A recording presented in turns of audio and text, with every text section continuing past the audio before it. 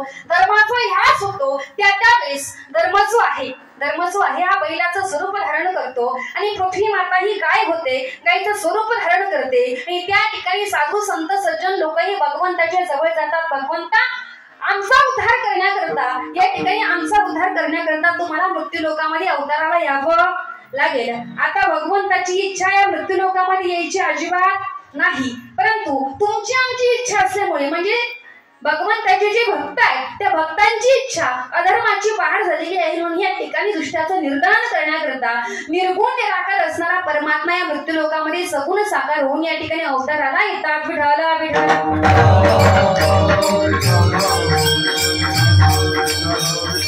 कधी कधी भगवंत येतात, भगवान श्रीकृष्ण परमात्मा या ठिकाणी स्वतः आपल्या स्वमुखाने सांगतात की या ठिकाणी ज्याच्या धर्माचं ह्याच होतं, यदा यदा हि धर्मस्य ग्लानिर्भवति भारत अभ्युत्थानं धर्मस्य तदात्मानं सृजाम्यहम् परित्राणाय साधूनां विनाशाय च दुष्कृतां धर्म संस्थापनार्थाय संभवामि युगे युगे, म्हणजे धर्माची स्थापना करण्याकरता मी भगवंत युगायुगामध्ये काय होतो, प्रगट होतो.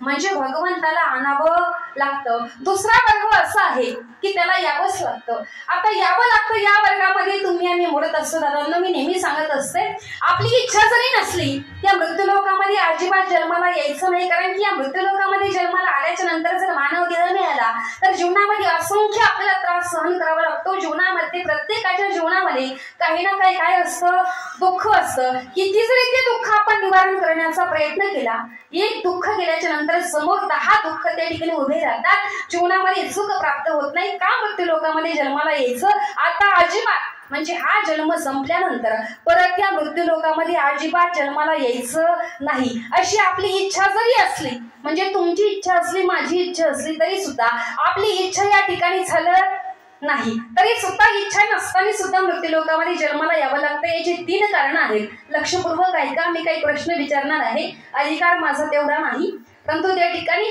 3 कारणं आहेत. पहिलं कारण, पाठीमागच्या जन्मामधली वासना ही पुढच्या जन्माला येण्यास कारण.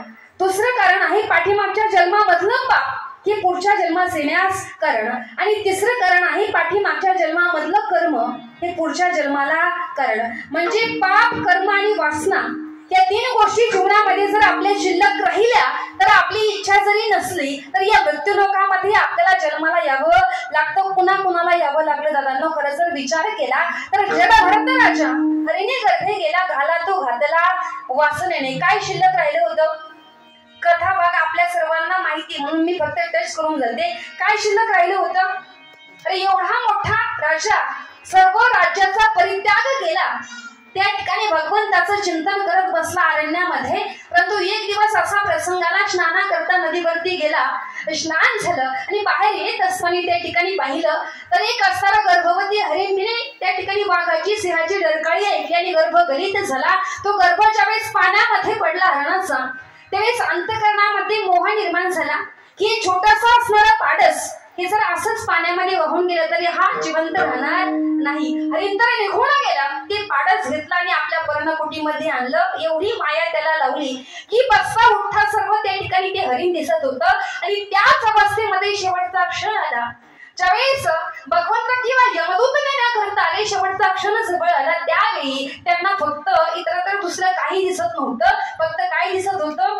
माझं पाडस. आता माझा मृत्यू समोर उभा आहे, आता मी मरणार आहे, परंतु मी मेल्याच्या नंतर माझं पाडस त्याचं संरक्षण कोण करेल? परंतु ते हरणाचं पाडस जे होतं दादांनो, हरणाचं कळप त्या ठिकाणाला, त्या कळपामध्ये ते पाडस निघून गेलं, तरी सुद्धा त्या ठिकाणी शरीरामधून प्राण गेले नव्हते. चिंता वाटत होती, काळजी वाटत होती, माझं जे पाडस होतं ते कुठं गेलं असेल, कसं जगेल, काय खाईल, याची चिंता करता करता देह ठेवला की वासना शिल्लक राहिली. मग पुढचा जन्म कशाचा प्राप्त झाला? हरणाचा प्राप्त झाला. मला सांगण्याचं तात्पर्य म्हणजे मागच्या जन्मामध्ये जर वासना जरी आपली शिल्लक राहिली असेल तरी सुद्धा इच्छा नसताना या मृत्यू लोकामध्ये जन्माला यावं लागतं. विठाला विठाला.